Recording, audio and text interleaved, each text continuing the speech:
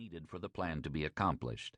And finally, we look at the New Testament letters and rejoice in how the Holy Spirit delivers all that God has promised and all that Christ has accomplished in the lives of all God's people. God makes a promise. The story of the Old Testament. God unfolds His plan through 7 initiatives that are full of promise for all His people. Creation.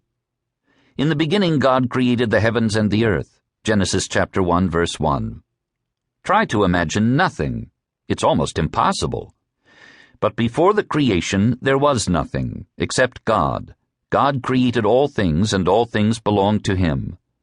The earth is the Lord's and everything in it, the world and all who live in it. Psalm 24, verse 1. Take a fresh look at what God has created today. Look at the sky. It proclaims the work of God's hands. Listen to the birds. They testify to God's gentle care. Every snowflake bears witness to His majesty. Every sunrise speaks of His faithfulness. The heavens declare the glory of God. The skies proclaim the work of His hands. There is no speech or language where their voice is not heard. Psalm 19, verses 1 to 3. The whole creation reflects the glory of God, but God did something of a different order when He made the first man and woman.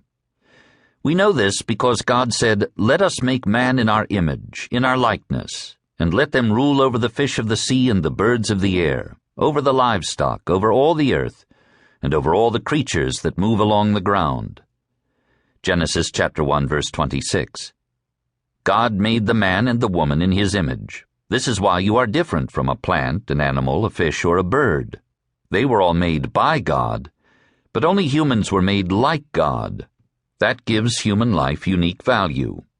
God chose to bring you into being. He has never made anyone quite like you before, and He will never make anyone quite like you again.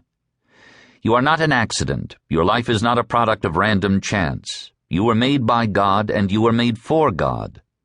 The ultimate purpose of your life is that you should radiate a unique reflection of Jesus Christ. You were made to glorify God and to enjoy Him forever. What does God promise? God promises to give life to people who reflect His glory. The Bible never fully explains the origin of evil. It simply tells us that God placed the man and the woman in a garden where everything was good.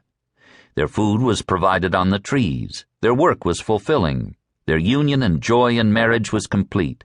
And they lived in fellowship with God, who appeared to them and walked with them in the garden. There was a tree in the garden called the tree of the knowledge of good and evil, and God told the man and the woman not to eat from the tree. Genesis chapter 2, verse 17. Since everything they knew was good, the only thing they could gain by disobeying God was the knowledge of evil. A serpent came, enticing them with the knowledge of evil, and that is what they chose. In the act of disobeying God, they got the knowledge of evil, and we have all been stuck with it ever since. But God took the initiative and made another promise. Destruction. God said to the serpent, "Cursed are you," Genesis chapter 3, verse 14.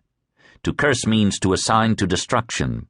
God was saying to the serpent, "What you have done will not stand. You will be destroyed, and all that is evil will be destroyed with you." God's curse on the serpent opens the door of hope for us.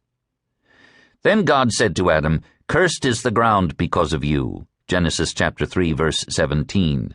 The ground hadn't done anything wrong. Adam deserved the curse because of his sin. But God diverted the curse away from the man and woman and onto the ground, so that instead of being destroyed with the serpent, they might be reconciled to Him.